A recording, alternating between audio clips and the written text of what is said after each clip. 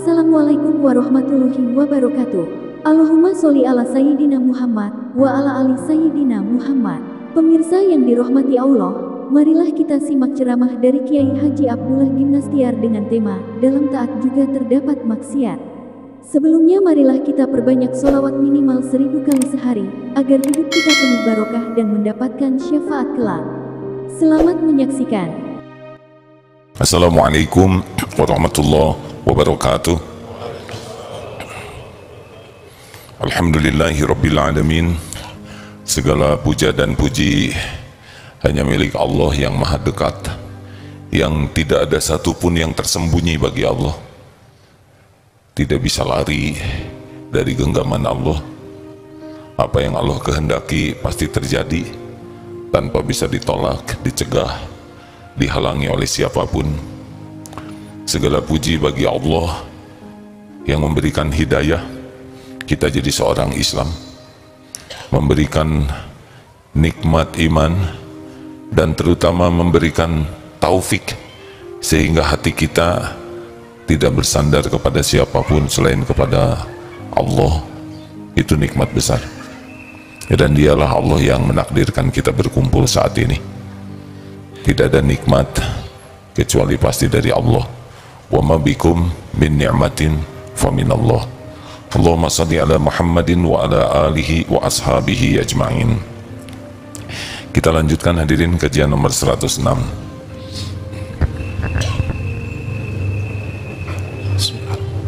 Bismillahirrahmanirrahim.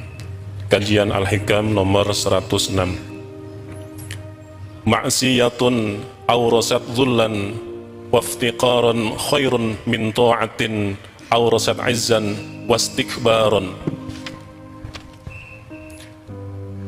Maksiat ataupun perbuatan dosa yang menimbulkan rasa rendah diri dan membutuhkan rahmat kasih sayang Allah lebih baik daripada perbuatan taat yang membangkitkan rasa sombong, ujub, dan besar diri.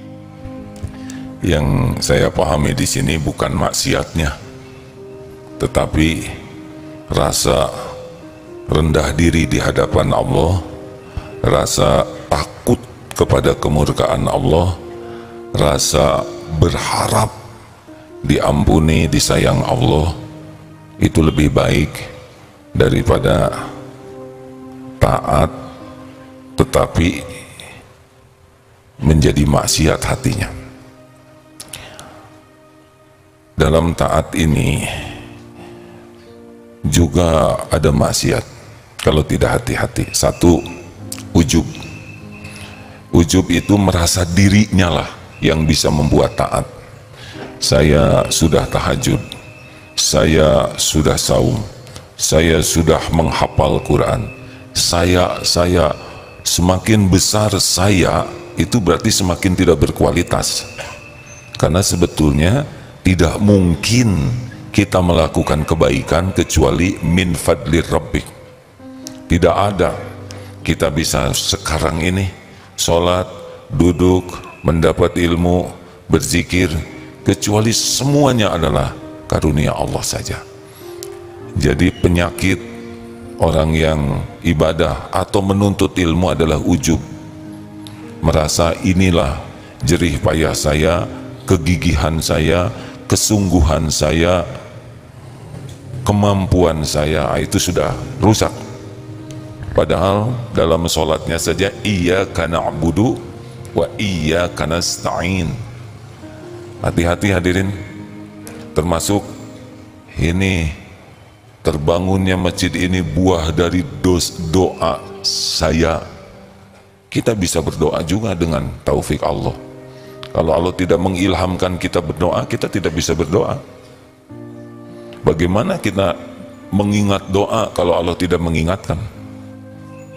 Maka sehebat apapun ibadah yang kita lakukan, jangan pernah merasa itu adalah karena kemampuan kita. Harus pol min fadlir rabbik. Ini adalah karunia Allah semata. Benar kita pasang beker, benar kita berusaha keras untuk bisa mengatasi ngantuk, mengatasi lelah, tapi kalau sudah terjadi Jangan pernah merasa itu adalah jerih payah kita. Barulah Allah menganggap itu adalah amal kita. Ingat teori bersedekah ke anak yatim. Kita bersedekah ke anak yatim. Jangan pernah merasa kita yang sedekah. Ini adalah rezeki anak yatim yang dititipkan lewat kita. Kita jadi jalan saja. Ini rezeki mereka. Kalau kita merasa saya yang bersedekah, hilang pahalanya. Tapi kalau merasa ini adalah rezeki Allah untuk anak yatim, hanya diamanahkan, dilewatkan kita, tidak ada rasa berjasa, barulah dicatatkan jadi amal kita. Ujub, makanya hati-hati merasa diri itu. 2, takabur. Penyakit ibadah itu jadi sombong. Sombong itu selalu membutuhkan orang lain. Kalau ujub tidak memerlukan orang lain. Kalau sombong, dia harus ada yang direndahkan. Maka ini lebih berat karena iblis juga wastakbaro, iblis menolak dan dia sombong ketika disuruh sujud, bukan sujud menghamba ya, sujud menghormati. Nabi Adam tidak mau. Mengapa? Ciri sombong 2, batarul haq wa ghamtun nas, menolak kebenaran dan menganggap remeh orang lain. Jadi kalau kita sholat kemudian merasa orang lain lebih rendah dari kita, ini berat sekali. Contoh ya, contoh ini yang hafalan Qurannya banyak, mendengar imam bacaannya tidak sebanyak yang dihafalnya, kemudian ada rasa imam ini baru hafal juz 30 dan beliau merasa sudah hafal 30 juz. Itu sudah ada ujubnya, ada sombongnya. Memang hafal juz 30 pasti lebih hina dari yang hafal 30 juz? Belum tentu. Mana yang paling bersih hatinya, itu yang paling bagus hafalannya. Apalah artinya hafal 30 juz kalau jadi kotor hati? Karena justru menghafal Quran itu supaya bersih hati. Atau santri yang belajar Baitul Quran, tahsinnya lebih sempurna. Ada benar, ada sempurna. Sempurna itu di atas benar, tapi kalau benar itu tidak salah. Ada imam sudah sepuh, umurnya 70 tahun, tahsinnya sudah benar, hanya bacaannya tidak salah, tidak mengubah makna. Apalagi ada logat kedaerahan. Lalu sepanjang sholat itu santri yang baru belajar tahsin itu terus saja menilai imam ini salah. Ini kurang halus, ini kurang bersih, jadi boro-boro sholat. Karena selama sholat itu terus menilai imamnya, menganggap imam ini nggak layak jadi imam. Padahal kebaikan ilmu imam tersebut banyak, sholatnya lebih banyak, melewati Ramadannya lebih banyak. Hati-hati hadirin, mendapatkan satu Ramadan saja kalau sempurna bisa dahsyat sekali. Orang yang sudah sepuh, Ramadannya lebih banyak dari kita, bisa jadi habis itu pahalanya, habis dosanya, bisa jadi melimpah ruah pahalanya. Hanya memang Allah belum memberikan kesempurnaan tahsinnya, tapi tidak mengubah makna. Nah, orang yang sombong menilai rendah seseorang karena ilmunya, karena ibadah dia. Aduh, bahaya. Itikaf ke masjid, sedang pada tidur, situ tidur, sini tidur. Terus, ya Allah, saksikanlah orang. Beginilah orang-orang, tidak ada yang sungguh-sungguh kepadamu. Ampunilah mereka. Doh, padahal itu baru selesai sholat. Padahal siapa tahu dalam tidurnya dijamu mimpi bertemu Rasulullah SAW. Masih ingat kisah bapak dan anak? Bapak dan anak ke masjid, kata anaknya, Pak, lihat sepertiga malam terakhir orang-orang itu malah tidur. Menurut Bapak bagaimana? Menurut Bapak bagusan mereka nak tidur daripada kamu bangun ngomongin orang, ya.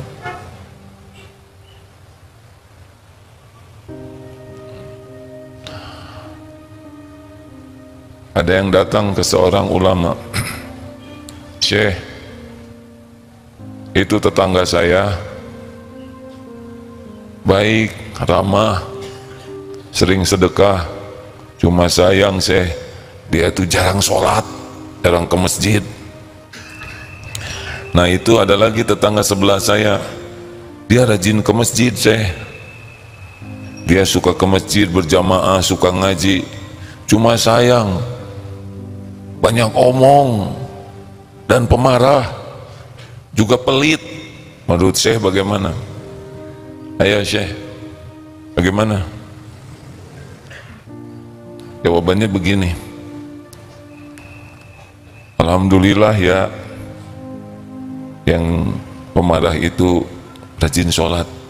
Mudah-mudahan dengan rajin ibadahnya Allah menolong untuk membuatnya bisa mengendalikan amarahnya. Tapi yang itu bagaimana? Ya mudah-mudahan dengan rajinnya bersedekah Allah memberikan taufik sehingga ibadahnya bisa sempurna. Menurut saya yang jelek yang mana? Yang jelek itu kita sibuk memikirkan kejelekan orang. Saya ini hebat, kalau kita yang jelek siapa? Kamu. Nah itu sudah ngejelekin. Nyebutnya kita lebih sibuk melihat kekurangan orang daripada berprasangka baik atas kebaikannya. Jangan sampai menilai rendah. Bagaimana caranya? Imam Hasan Al-Basri menyampaikan, tahukah engkau tawadu? Tawadu itu engkau keluar dari rumah dan tidak melihat seorang muslim pun yang lebih rendah dari dirimu. Jadi kalau kita ketemu seorang muslim, jangan merasa diri kita lebih dari orang lain. Ini lihat yang masih muda-muda begini, berbaik sangkalah dosanya lebih sedikit daripada saya. Benar? Itu lihat kakek-kakek yang sudah sepuh, amalnya sudah lebih banyak dari kita, sujudnya lebih banyak, dan memasuki Ramadannya sudah lebih banyak dari kita. Ingat hadis yang disampaikan semalam dari Tolha, semoga Allah ridho kepadanya. Beliau ini dalam Sunan Ibnu Majah, sebagian mengatakan ini sahih. Ada dua bersaudara dari suku Bali kalau tidak salah datang kepada Rasulullah bersyahadat. Tapi dua ini, yang pertama ini semangat sekali beribadahnya dan semangat sekali berjuang, sampai akhirnya beliau mendapatkan syahid. Yang satu lagi baru setahun kemudian wafat. Lalu sahabat Tolhah ini bermimpi seakan menuju pintu surga. Lalu dari pintu surga itu dia merasa diapit oleh dua orang tadi, ada dua orang tadi bersamanya. Lalu keluarlah dari pintu surga dalam mimpinya itu malaikat yang mempersilahkan yang meninggal terakhir itu yang masuk ke surga duluan. Baru keluar lagi, barulah yang syuhada itu masuk belakangan. Lalu keluar lagi, engkau belum waktunya mendapatkan karunia ini. Ketika bangun, esok harinya diceritakan ke teman sahabat-sahabatnya, mereka heran, bagaimana mungkin yang kedua mendahului yang syahid? Akhirnya ditanyakan kepada Rasulullah SAW, apakah yang mengherankan dirimu? Ya, mengapa yang duluan dimasukkan surga bukannya yang jadi syuhada? Jawaban Rasulullah, bukankah dia hidup setahun lebih lama dari yang meninggal? Bukankah bertemu dengan Ramadan, saum, sujud, dan itu perbedaannya bagai langit dan bumi. Bayangkan, sekali ketemu Ramadan bisa sebegitu dahsyatnya, karena mengisinya dengan sebaik-baiknya. Man shoma Ramadana imanan wahtisaban ghufira lahu ma taqaddama min dambi. Habis itu dosa yang lalu. Man qama, barang siapa yang Solat malam di sini disebutkan yang man qoma itu mendirikan solat Ramadana imanan wa ihtisaban ghufira lahu ma taqaddama min dhanbi. Apalagi kalau dapat Lailatul Qadar. Jadi kalau kita lihat yang lebih sepuh dari kita, husnuzon kita, beliau sudah dapat Ramadan lebih banyak. Bagaimana kita meremehkan orang yang lebih tua? Tapi orang itu dia banyak dosanya. Berapa banyak orang yang berlumur dosa dan karena dosanya taubat nasuha. Innallaha yuhibbut tawwabin wa yuhibbul mutatahhirin. Allah sangat mencintai orang yang tobat dan mensucikan diri. Siapa tahu dosa orang itu yang mengantarkan taubat nasuha. Kita tidak tahu rahasia Allah, benar? Maka yang paling penting sudah, jangan meremehkan orang lain. Jangan posisikan diri kita merasa lebih dari yang lain. Itu lebih aman. Ini latihan untuk tawadu, ya. Kalau kita jumpa orang, kita tidak tahu seberapa banyak air mata tobatnya yang rahasia. Kita tidak tahu seberapa banyak berbakti kepada orang tuanya. Mungkin mulia di sisi Allah karena sangat berbakti kepada ibu bapaknya. Kita tidak tahu, mungkin lihat pedagang berat bawa dagangan, kita tidak tahu seberapa banyak pahala yang diberikan Allah untuk nanggung keluarganya karena bekerja luar biasa dan ikhlas. Mungkin ada yang sakit, kita tidak tahu berapa banyak dosanya habis dengan sakitnya ini. Ada seseorang yang difitnah, kita tidak tahu berapa derajat yang diangkat oleh Allah, buah dari hati yang ridho dan sabar menghadapi fitnah. Kita tidak pernah tahu. Tiap orang di antara kita punya kapling takdir masing-masing, punya episode masing-masing.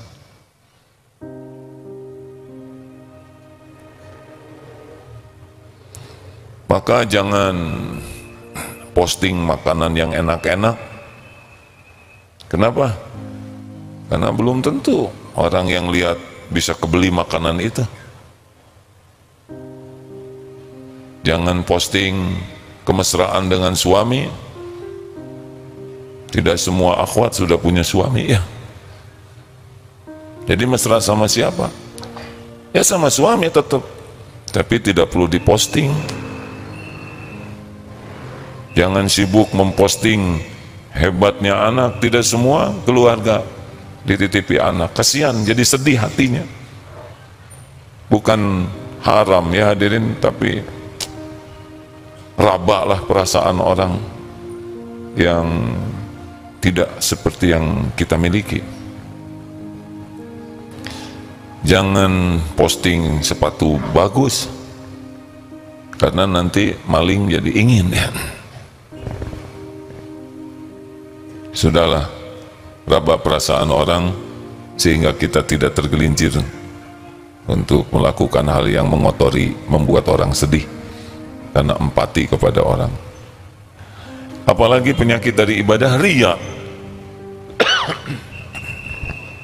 Orang munafik juga sholat, tapi sholatnya demi dilihat orang. Ada yang ngimamin itu semangat jadi imam karena ingin orang tahu kemerduan suaranya. Kita tidak boleh buruk sangka ke orang, ya ini kalau kita yang jadi imam gatal. Apalagi kalau kita punya suara yang oleh Allah diberi bagus. Apalagi kalau ada yang muji, Kang, kalau Akang jadi imam bergetar hati saya. Udah itu, mihrab jadi wilayah kekuasaannya. Kalau ada orang lain yang imamin, dia kecewa karena tidak bisa mengeluarkan suaranya. Kalau dia hafalannya panjang, dibaca sepanjang mungkin sampai imam, sampai makmum ada yang ngejungkel mungkin. Hati-hati hadirin sekalian, diberi kelebihan itu, kalau pecinta dunia akan sibuk cari penilaian makhluk, riya. Emang saudara pikir mudah jadi imam? Tidak mudah. Kalau melangkah mudah, takbir mudah, tapi sholat dengan niat yang benar, dengan hadir, itu belum tentu juga. Sekali lagi, ini bukan untuk menilai siapapun ya, ini kalau kita yang jadi imam. Tidak mudah, karena dalam ibadah juga bisa ada maksiatnya. Riya, senang sekali mencari kedudukan di hati orang. Apakah dakwah begini aman? Berat dakwah seperti ini hadirin. Bisa ingin pamer dalil, ingin pamer kesolehan dirinya, atau menceritakan sesuatu agar dikesankan kita sudah seperti itu. Tahajud dong, nikmat. No. Dia memperlihatkan seakan-akan dirinya sudah tahajud, nikmat, padahal dia tidak merasakan itu. Ingin pamer supaya diakui kekuatan ruhiyahnya, kedalaman ilmunya. Belum berarti ceramah seperti ini selamat di sisi Allah. Mungkin yang dengar dapat ilmu, dapat pahala sesuai dengan niat masing-masing, tapi yang ceramah belum tentu selamat. Banyak penyakit hati yang bisa timbul, apalagi kalau jamaahnya makin banyak. Padahal jamaah 1.000, 100.000 seorang sama. Apa samanya? Samanya yang menilainya hanya Allah. Cuma ujiannya, ujubnya lebih besar. Ada yang bangga sekali diundang ke Istana Negara, seakan beda penilaiannya. Oh tidak, ceramah di Istana Negara dan ceramah di Astana Anyar sama. Yang menilai adalah Allah. Ceramah di hadapan para jenderal, Mabes TNI, Mabes Polri, dan ceramah di Hansip, kelompok Hansip di pos Kamling, sama, tapi bisa kotor hatinya yang di sana. Nanti kalau saudara ceramah di tempat-tempat seperti itu, misal ada takdirnya, jangan sibuk posting seakan-akan kalau ceramah di sana lebih tinggi derajatnya di sisi Allah. Kita posting, ya bagi yang memposting itu kita husnuzon. Wah, Ustadz itu kemarin hot posting tuh, kita husnuzon itu sebagai dakwah beliau. Tapi kalau saya anjurkan santri, gak usah diposting, bisi merasa ujub. Kuliah di sekolah di luar negeri, di dalam negeri, itu juga bisa penyakit. S1, S2, S3, mana yang lebih berat cobaannya? Jawab S1.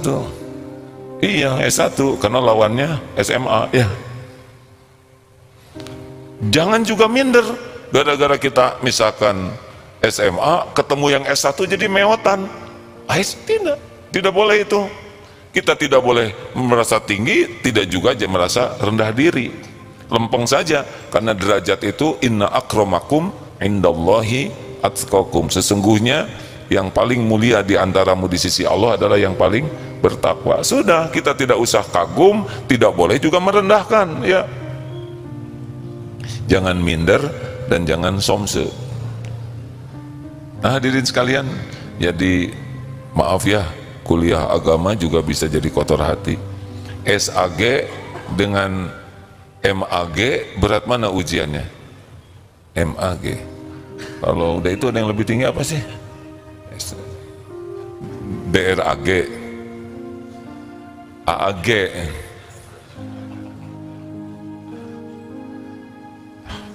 Ujian lah. Jadi siapa jadi orang yang paling sukses dalam hidup? Yang paling bersih hatinya, itulah paling berilmu. Orang yang ilmunya paling bagus, yang paling bersih hatinya. Orang yang ibadahnya paling bagus, yang paling bersih hatinya. Karena yang berjumpa dengan Allah, yaumal la yanfa'u malu wala banun illa man atallaha biqalbin salim. Ingat, hari tiada manfaat harta dan anak-anak kecuali yang menghadap Allah biqalbin salim, dengan hati yang selamat, bersih. Surat Asy-Syu'ara, surat apa itu? Asy-Syu'ara 8889 ya. Begitu. karena Allah tidak lihat casing. Makanya, wah kalau gitu saya tidak mau jadi imam. Udahlah, siap jadi imam. Wah, saya nggak akan kuliah tinggi-tinggi daripada jadi sombong. Udah bodoh, sombong lagi, ya kan? Mungkin dengan tingginya ilmu lebih tawadu. Ya begitulah hadirin. Jadi kata kuncinya, udahlah, jangan merasa lebih dari orang lain, dan jangan melihat orang lain lebih rendah dari kita, khususnya muslimin, mukminin. Ada yang akan kita diskusikan? Silakan.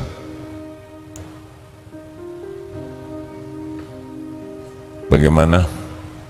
Ada yang mau ditanyakan? Tidak? Satu, boleh dibantu?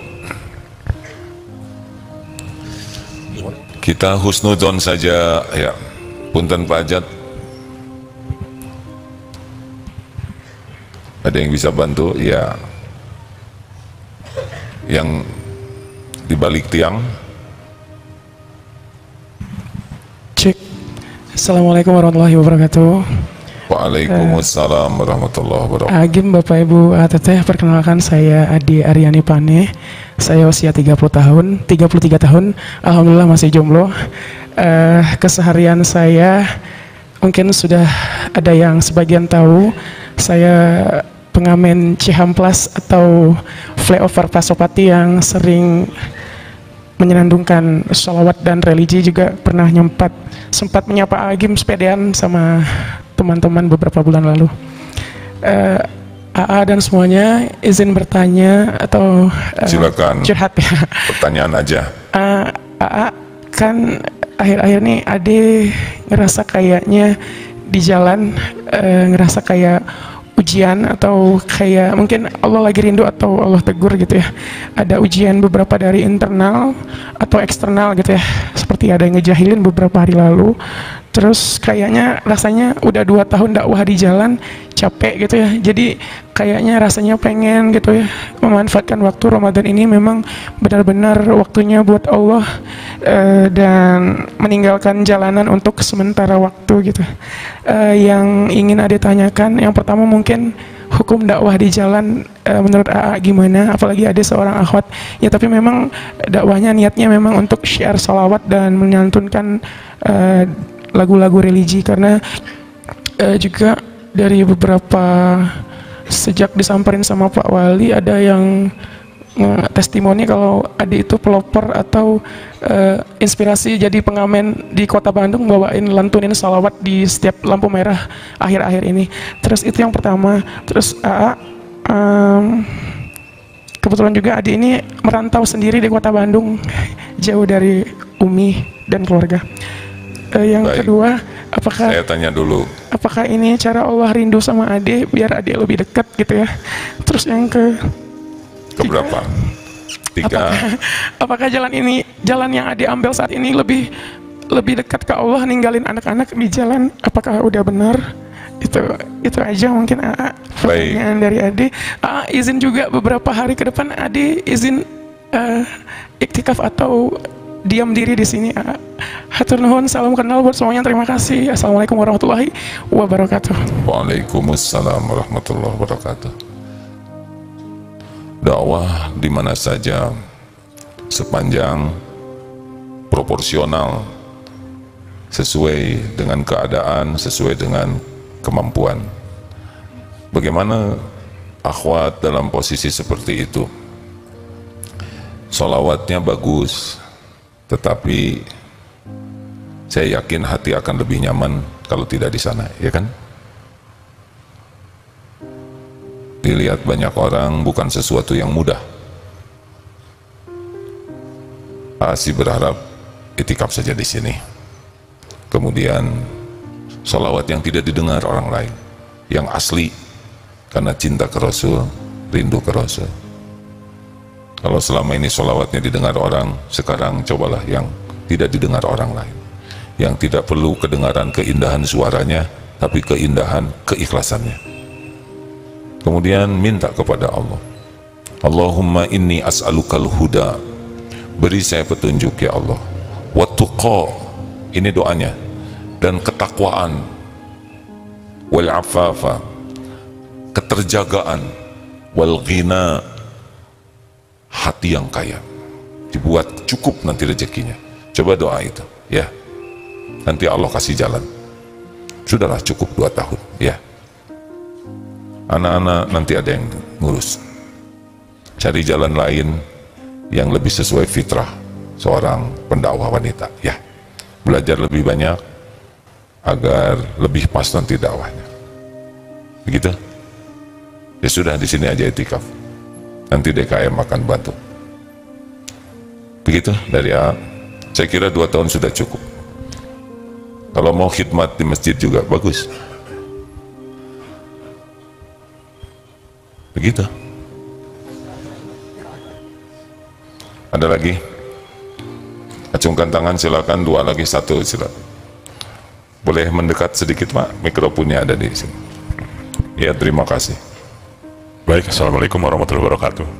Waalaikumsalam warahmatullahi. Alhamdulillah saya bisa cari ilmu di tempat ini ya. Mungkin ada apa ya, bagaimana cara menyikapi kita kalau misalnya kita berbuat sesuatu yang emang bermanfaat untuk warga kita, untuk masyarakat di sekitar.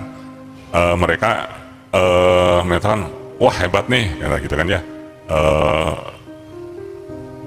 Hasil karya siapa ini, gitu kan.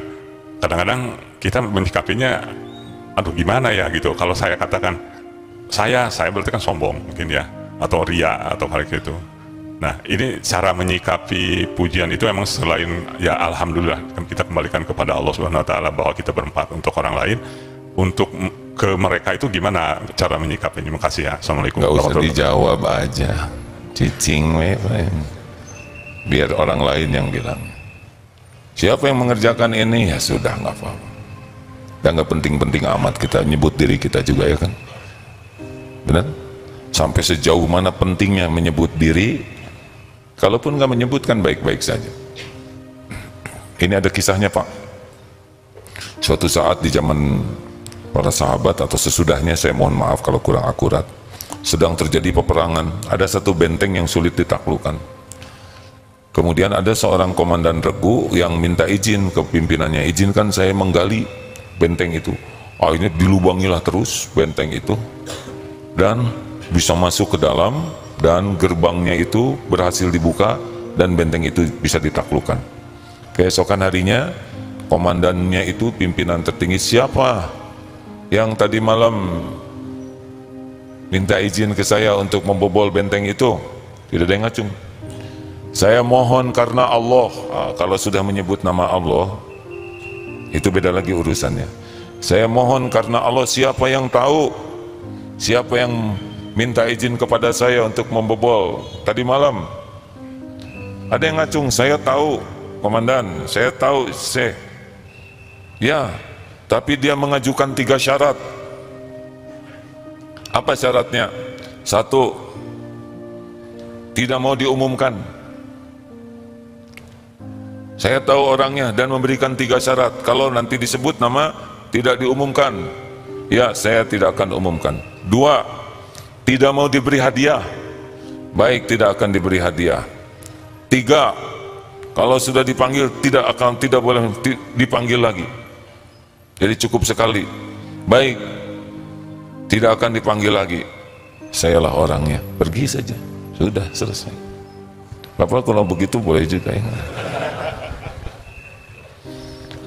Kalau nggak penting diam aja Pak. Kalau dengan diam kita selamat, orang lain selamat. Nah, yang paling penting kita berbuat kebaikan dan Allah melihat. Tidak ada yang tersembunyi dari Allah Subhanahu wa taala. Penanya terakhir. Tidak ada, selesai. Bapak ikut masa kemasan ya. Silakan Pak. Kabel selalu kabel dulu. Ilmunya kalau memegang alat elektronik, perhatikan kabel ya. Assalamualaikum warahmatullahi wabarakatuh. Waalaikumsalam warahmatullahi wabarakatuh. Bismillah. Film. Ada yang mau ditanyakan, wahai Agim, apa yang harus dilakukan amal perbuatan supaya kita istiqomah? Itu aja. Insya Allah barokah. Amin. Terima kasih Pak. Istiqomah akan mendatangkan karomah, kemuliaan. Ada salah satu hadis, la yastaqimu imanan abdin, tidaklah istiqomah iman seseorang hatta yastaqima qalbuhu, hingga istiqomah hatinya.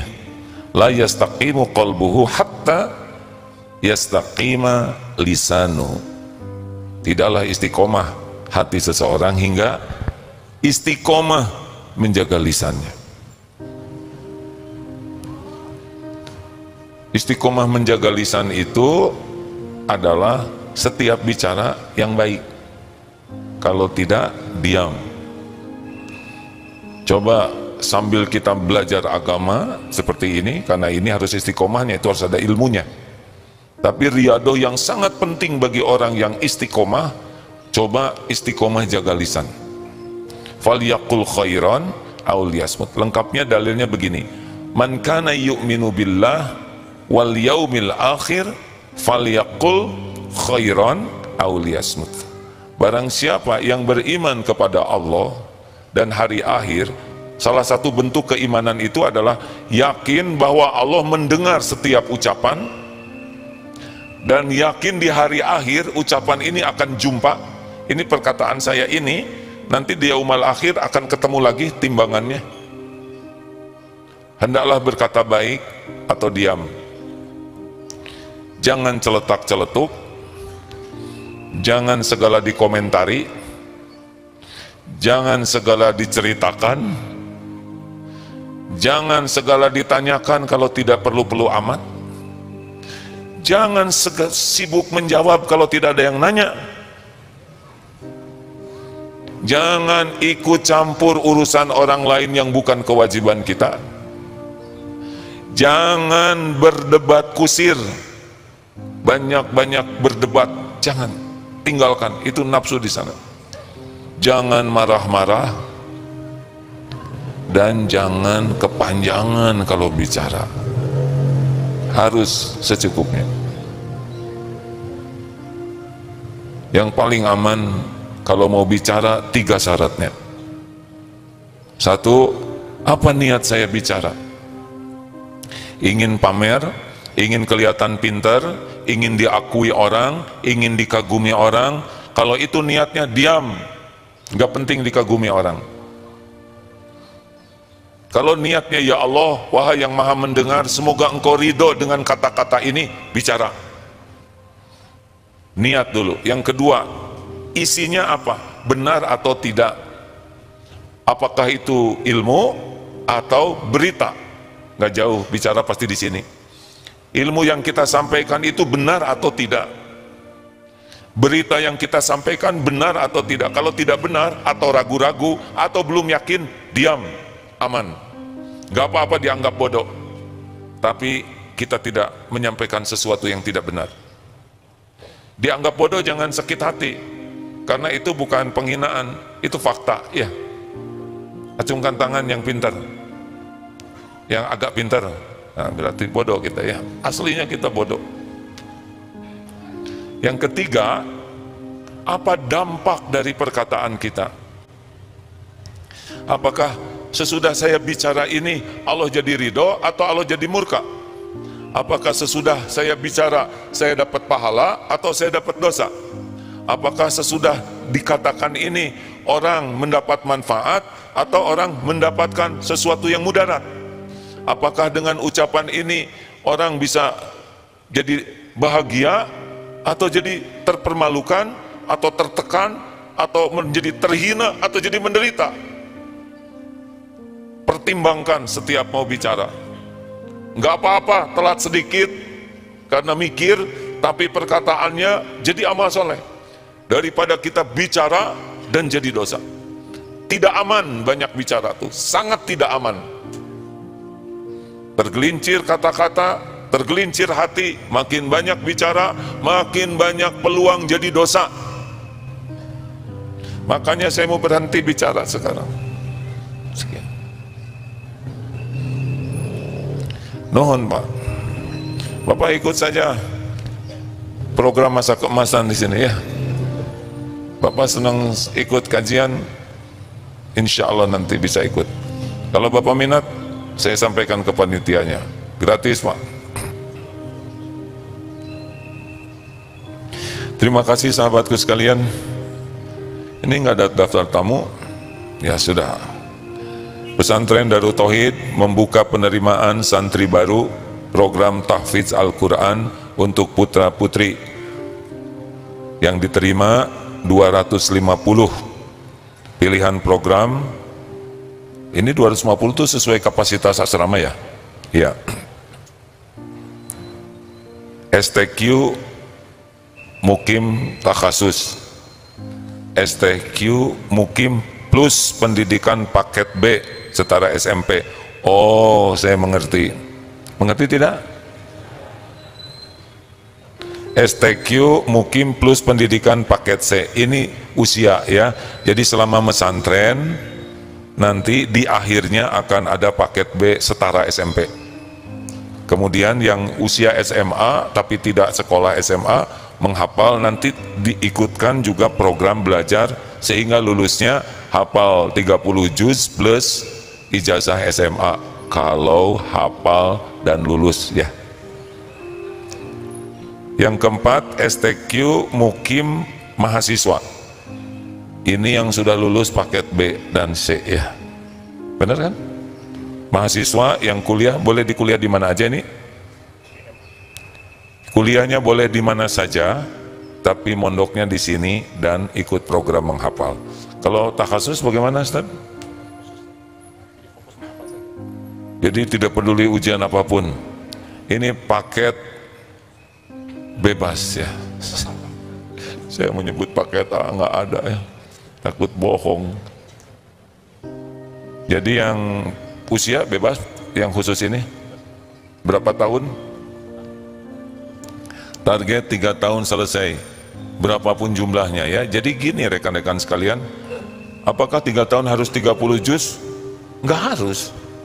Yang harus itu 3 tahun diterima oleh Allah jadi amal soleh.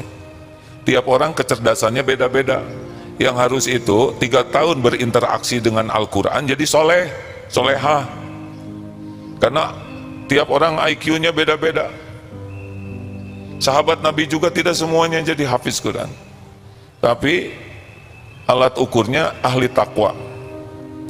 Tolong Ustadz ya, jangan terlalu ngejar harus 30 juz sehingga stres. Buatlah di Beki ini dengan Al-Quran itu menyenangkan, jangan sampai stres. Dan kita para orang tua jangan nanya terus sudah hafal berapa juz, jangan, udah biar saja mengalir. Karena nanti ditanya terus, anak bisa bohong.